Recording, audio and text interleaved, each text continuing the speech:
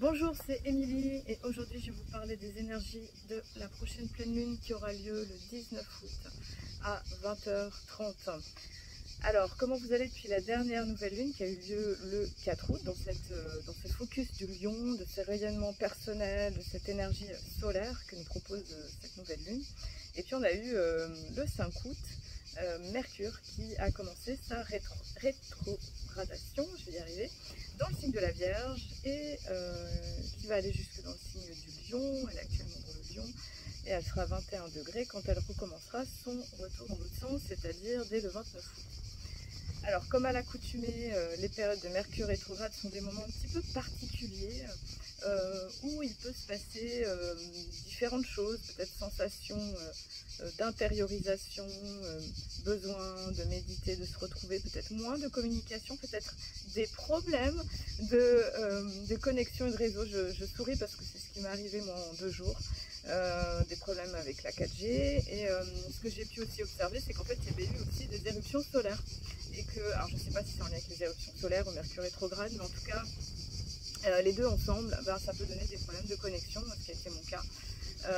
Voilà, moi je suis en Croatie, là je tourne la vidéo à un endroit un petit peu calme où je peux trouver un petit peu de solitude, on va dire, et j'ai eu aussi des surprises avec ma voiture, plus de batterie, changer la batterie, enfin bref, toute cette mise en place de Mercure rétrograde qui peut faire des ralentissements, qui peut donner aussi ce côté un peu trickster, de Mercure fripon divin qui vient nous faire un peu des blagues, qui nous invite finalement à ralentir et à prendre le temps de vivre les choses. Moi j'ai vu, ça m'a amené finalement à me connecter au moment présent plutôt que d'être tout le temps dans le côté un peu speed, allez, il faut faire les choses.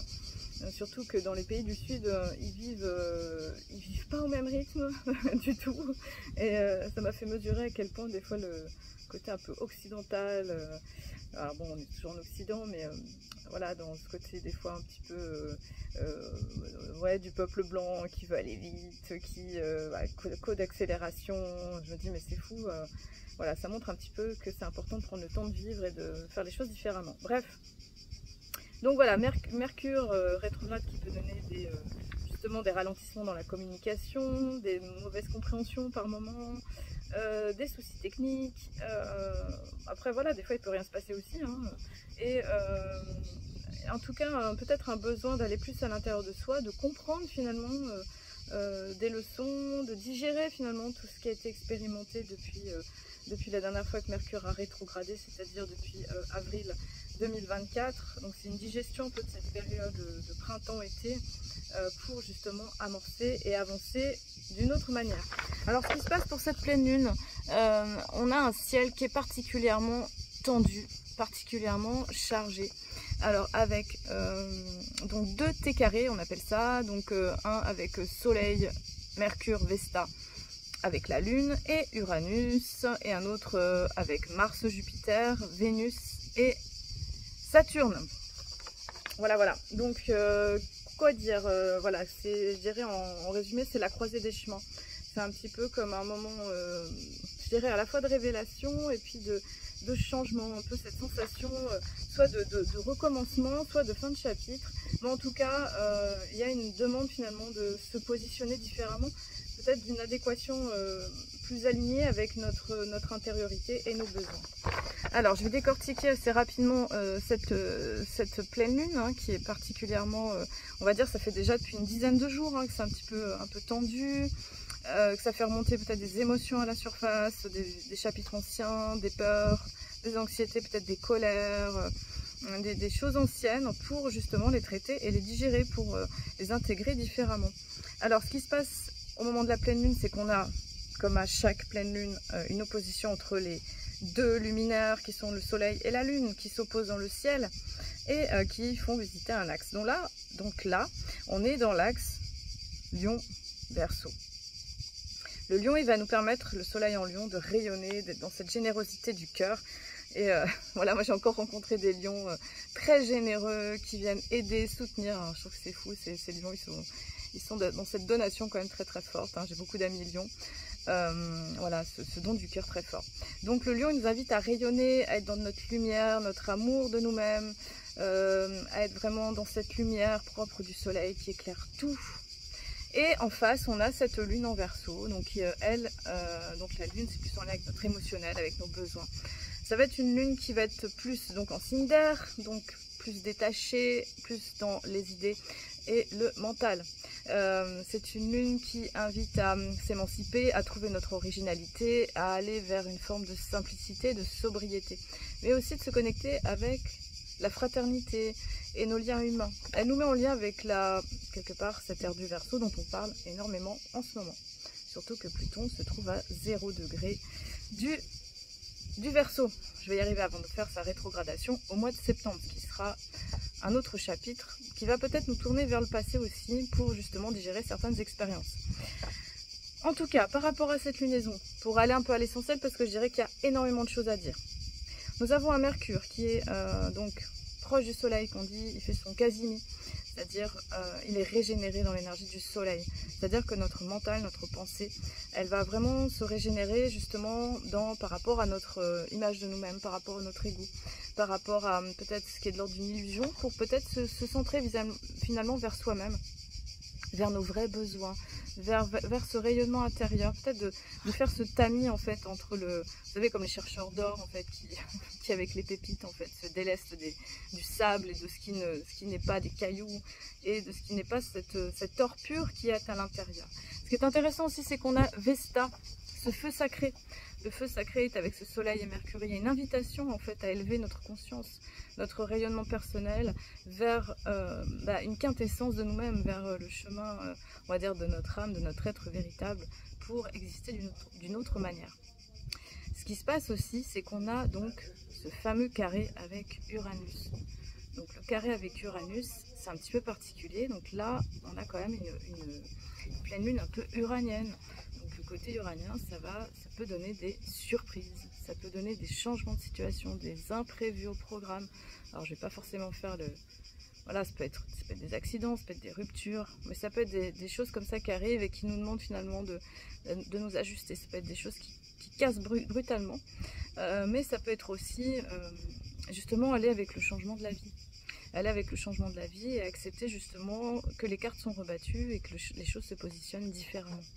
Mercure carré avec Uranus, ça demande aussi de réfléchir à 2 fois avant de parler, de prêter attention à nos mots, de ne pas vouloir aller trop vite et de ne pas prendre trop de décisions hâtives, effectivement, quand le ciel est de cette façon. Uranus-Lune, on pourrait aussi se sentir un peu émotionnellement un petit peu tendu, un peu vite irrité, vite en colère, un peu tendu, donc ça va demander un petit peu de mettre de la souplesse, de la douceur, de ne pas vouloir aller trop vite. Hein, c'est ça qui risque d'être un petit peu d'être impatient, d'être irritable, et ça va demander finalement de mettre de la douceur là-dedans, de pouvoir un peu lever le pied. En plus on a ce Mercure qui est rétrograde. Alors après, ce qu'on a aussi, donc l'autre carré, alors oui, les carrés hantés, souvent ce qu'on va demander à aller chercher, c'est l'énergie qui n'est pas représentée. Donc là on a le lion, on a le Verseau, on a le taureau, et donc ce qui est important d'aller chercher, c'est l'énergie du Scorpion, c'est-à-dire l'énergie de la transformation, de la mort, de la régénération, d'une forme d'alchimie en fait. Ça demande d'alchimiser, ça demande de lâcher prise, ça demande de transmuter, vraiment de se connecter avec des plans, on va dire, supérieurs pour lâcher, parce que effectivement on est dans des signes fixes, et les signes fixes, quelque part, ils lâchent rien en fait. Ils peuvent avoir un côté un peu obtus dans leur façon de faire, dans leurs idées, un côté un peu fixe, un peu qui ne change pas, qui ne bouge pas. Ensuite, on a un autre carré hanté, cette fois-ci dans les énergies mutables, c'est-à-dire Vénus, Lilith en Vierge, opposée à Saturne en Poisson, et qui font un double carré justement à Jupiter et Mars en Gémeaux. Alors, donc on entend beaucoup parler de cet aspect Jupiter-Mars, qui peut être représenté aussi par les JO, le fait de jouer, cette exploration, on va dire, de ce côté masculin qui a envie de s'expanser dans les idées, dans les propositions, la curiosité, le voyage, les expériences. L'idée là, ça va être justement d'être dans une forme d'ouverture, de curiosité, d'apprentissage de la vie, hein. Donc ça c'est vraiment du 10 au 23 août environ, donc cette voilà, ouverture relationnelle, communication, ouvrir son champ d'expérience, une petite araignée qui passe, champ d'expérience pour pouvoir créer, merci l'araignée, créer, tisser de nouvelles toiles. Mais ce qui se passe, c'est que donc il y a ce carré avec Vénus Lilith, non, en tout cas une des Lilith, qui est dans, parce qu'on a plusieurs positions de la lune noire, de Lilith, et là on a une Vénus Lilith en Vierge. Donc, alors en même temps il y a cette envie d'expansion, d'expérience, mais en même temps cette Vénus en Vierge qui est plutôt modérée, qui est plutôt au service, qui est plutôt, elle va pas trop exprimer trop ses sentiments, elle va plutôt être économe, elle va avoir besoin de choses concrètes, d'être au cœur à cœur de la réalité, mais des fois c'est un peu sec, un peu sec, ça manque un petit peu de moelleux, des fois Vénus en Vierge, et pourtant elle est très au service, pourtant il y a beaucoup de cœur, il y a beaucoup d'amour. Donc cette Vénus en Vierge, elle nous invite à la modération, quelque part il y a une modération, parce que ce Mercure-Jupiter Gémeaux, il a soif d'expérience, il a soif de vie, il a soif d'apprendre des nouvelles choses, une forme de curiosité, mais ce carré avec Vénus, donc en plus Vénus et Mars, il y a un petit peu une disposition qui dit oui mais non, on va peut-être pas faire ça de cette façon, peut-être trouver une forme de modération. Donc là on a une Vénus donc, en plus qui est conjointe avec la lune noire, donc qui peut nous montrer nos manques, les manques affectifs, qui peut montrer le vide, qui peut être justement dans une pulsion compensatoire par rapport à Vénus, par rapport à nos besoins affectifs, qui peut montrer en fait quels sont nos besoins affectifs, nos manques et peut-être certaines de nos blessures. Et du coup, ce carré Vénus-Mars va faire qu'il va y avoir une espèce de dissonance dans nos désirs en fait, entre un besoin de modération et un besoin d'ouverture et de curiosité, pourquoi pas de dispersion, pourquoi pas d'infidélité, enfin voilà, c'est pas que ça hein, au niveau relationnel, mais il y a deux dispositions qui sont là. Et je dirais que ça va demander à la fois d'équilibrer le côté ouverture, adaptation, et en même temps une forme de mesure en fait, de modération propre au signe de la Vierge, d'avoir un peu ce côté-là. Ce carré Vénus-Jupiter aussi il peut donner un peu montrer où on peut être dans des excès en fait, soit au niveau affectif, soit au niveau financier, peut-être dans des endroits où c'est un petit peu trop, un peu too much, et avoir ce regard-là.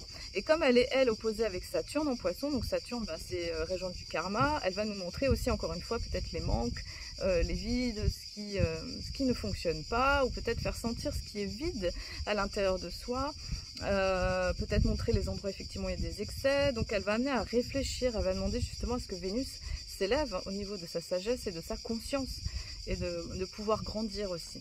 Voilà, donc il y a beaucoup de choses dans cette disposition planétaire. Et aussi, voilà, donc après on a sur ça je vous dis, cette vidéo, il y a plein de choses à dire en fait, les planètes, c'est très très riche là. Donc il y a Jupiter qui est carré avec Saturne.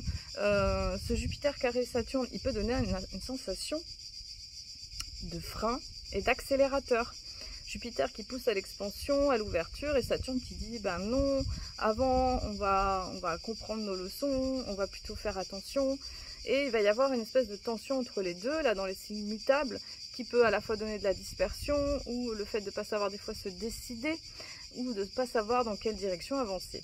Mais ce qui se passe, c'est que Jupiter-Saturne, en fait, c'est un aspect en fait qui s'est placé en fait au moment du solstice d'hiver du 21 décembre 2020. Je ne sais pas si vous vous souvenez.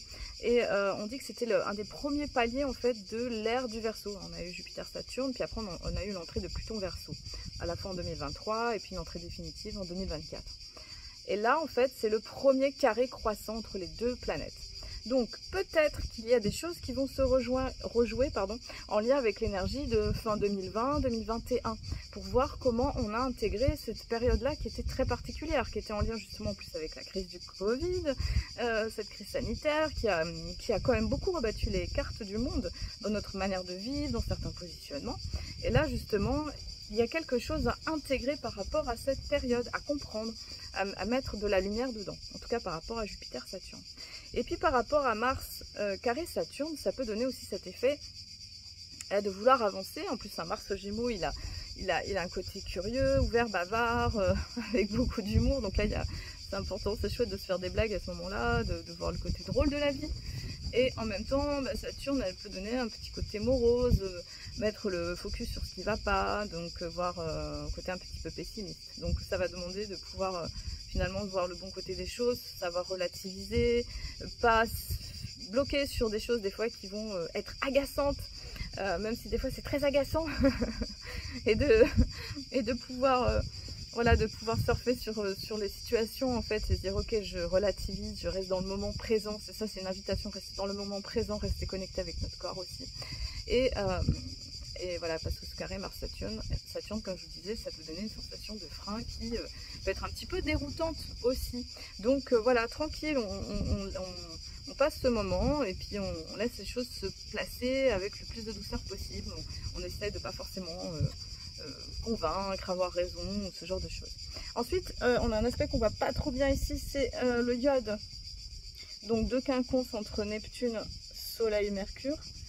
Soleil, Mercure, Pluton et Pluton, Neptune. Donc c'est le iode, c'est le doigt de Dieu en fait. Le doigt de Dieu, ce qui nous montre, c'est eh bien c'est le soleil avec Mercure. C'est cette conscience de soi, cette conscience de la communication, de pouvoir rayonner qui l'on est, réactualiser ses idées. Hein. Je vous dis, Mercure rétrograde, c'est ça, c'est réactualiser ses idées, ses pensées, ses projets, ce qui a vraiment de l'importance, ce qui a vraiment du sens. On reparamètre, on reprogramme notre inconscient, notre mental, nos idées, notre façon de concevoir la vie. C'est ce qui se passe hein, quand Mercure rétrograde. Donc moi je vous invite soit à noter, soit à écrire, à prendre le temps, à vous écouter si vous n'avez pas forcément envie trop de communiquer à l'extérieur, ça c'est important, et de laisser les choses apparaître et venir. Donc voilà, ce iode il montre ça, cette nécessité de se connecter avec soi et d'être vraiment en appartenance avec soi-même. Et puis aussi voilà, juste on a le nœud sud, non le nœud nord il est en bélier, le nœud sud il est en balance, et on a aussi une des positions de la lune noire qui commence à rentrer en balance. Donc effectivement on peut avoir des résurgences de situations relationnelles en lien avec le côté affectif, le côté comment on rentre en relation avec les autres, qui peuvent justement nous montrer certaines tendances à l'intérieur, donc pour pouvoir les désamorcer. Donc on a un vrai travail qui peut se faire là sur le côté relationnel pour pouvoir changer ce qui a besoin de l'être. Voilà, bon, je vous souhaite en tout cas une très belle pleine lune. Je vous souhaite de prendre soin de vous dans ces énergies qui sont un peu intenses quand même, et de pouvoir, quand c'est comme ça, c'est important de ralentir, c'est important de s'écouter, d'être connecté avec ses besoins, d'aller respirer, faire du sport, avoir des pratiques qui amènent une forme de paix et de douceur aussi, pour rester aligné, rester centré quand l'énergie elle peut sembler un petit peu comme ça, un peu chaotique. Voilà, je vous dis à très bientôt, et à bientôt pour cette prochaine nouvelle lune dans le signe de la Vierge.